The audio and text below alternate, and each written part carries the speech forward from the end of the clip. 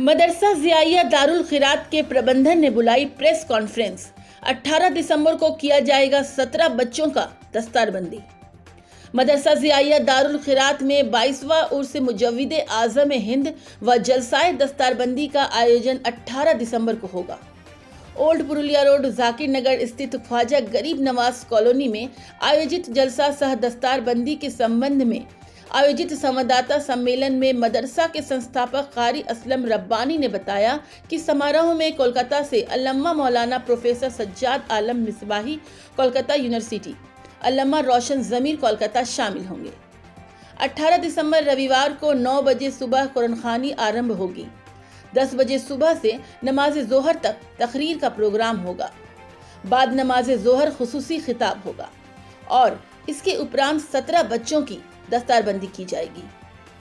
दोपहर में 2:30 बजे कुल शरीफ का आयोजन किया जाएगा। सुनिए मदरसा के संस्थापक कारी असलम रब्बानी साहब को। जी 18 तारीख, ये तो अंग्रेज़ी तारीख़ है 18 दिसंबर। वैसे हमारा जो सालाना प्रोग्राम उर्स मुजव्विद आज़म हिंद हज़रत अल्लामा कारी अल-मुक़री अश-शेख अहमद ज़िया अज़हरी अलैहिर्रहमा, जो जामे अज़हर मिस्र से क़िरात की और इल्म लुग़त और ज़ुबान पर इल्म अदब पर जो है जो उन्होंने कमाल हासिल करके जामे अज़हर मिस्र से हिंदुस्तान तशरीफ़ लाए, तो उनका उर्स हम लोग करते हैं। तो वो 23 जमादुल ऊला, ये अरबी तारीख़ हमारी प्रोग्राम की फ़िक्स तारीख़ है। अब अंग्रेज़ी के हिसाब से जो तारीख़ उसमें आ जाती है, इस साल इत्तेफाक से 18 दिसंबर इतवार का दिन है और ये दिन ही दिन का सारा प्रोग्राम है।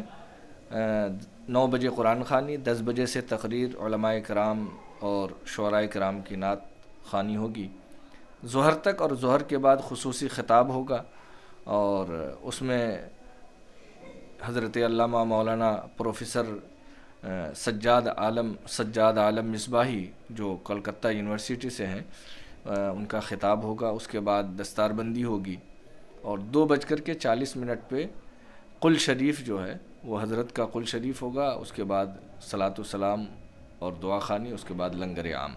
कितने लोगों की दस्तारबंदी होगी? 17 लोगों की तकरीबन दस्तारबंदी है। और ये जो उर्स है ये बिल्कुल मुनफरिद उर्स है। उर्स तो आम तौर पर लोग पीरों के करते हैं, जो पीरी मुरीदी करते हैं और उनका दौरा होता है अपने मुरीदी हलकों में, लेकिन ये ऐसी अजीम शख्सियत है कि इनके दादा हज़रत कारी ज़ियाउद्दीन अलैहिर्रहमा अपनी पूरी ज़िंदगी कुरान सही पढ़ने का इल्म, जिसे इल्म क़िरात कहा जाता है, पूरी ज़िंदगी सर्फ कर दी।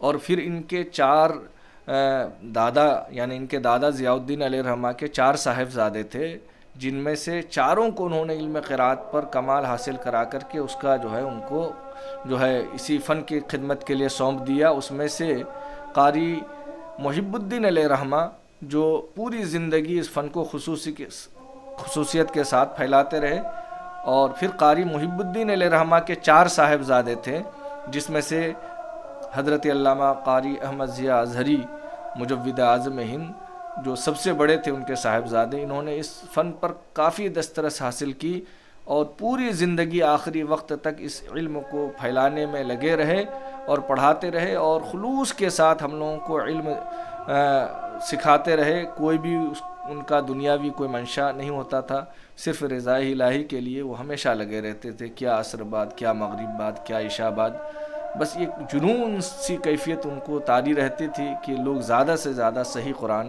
का इल्म सीखें। और शायद मेरे ख़्याल से इसलिए उन लोगों को ज़्यादा फ़िक्र थी कि नबी करीम अलैहिस्सलातु तस्लीम ने फरमाया, रुब्ब क़ारिल लिल क़ुरआन वल क़ुरआन यलअनु। बहुत से कुरान पढ़ने वाले हैं जो कुरान पढ़ते हैं, तिलावत करते हैं, लेकिन गलत पढ़ने की वजह से कुरान ऐसे लोगों पर लानत भेजता है। तो मेरे ख़्याल से इस हदीस के मफ़हूम को जहन में रखते हुए कि हमारी नबी की उम्मत थी कुरान गलत पढ़ के लानत कुरान में गिरफ़्तार न हों और उनको बचाया जा सके, ये मिशन लेकर के पूरे हिंदुस्तान में इस इल्म को इस तरह आम किया कि ज़्यादातर हिंदुस्तान में क़ुर्रा या तो इनके शागिर्द हैं या इनके वालिद के शागिर्द हैं या इनके शागिर्द के शागिर्द हैं। कहीं ना कहीं से इनसे ये सिलसिला मुत्तसिल हो जाता है। इस माने कर ये बहुत बड़ी अजीम शख्सियत है और बड़े खुश नसीब वो लोग हैं जो इस उर्स में शामिल होकर के उनके फैज़ व बरक़ात को लूट सकें। अल्लाह हम सबको اس شخصیت کی بارگاہ میں خراج عقیدت پیش کرنے کی توفیق عطا فرمائے.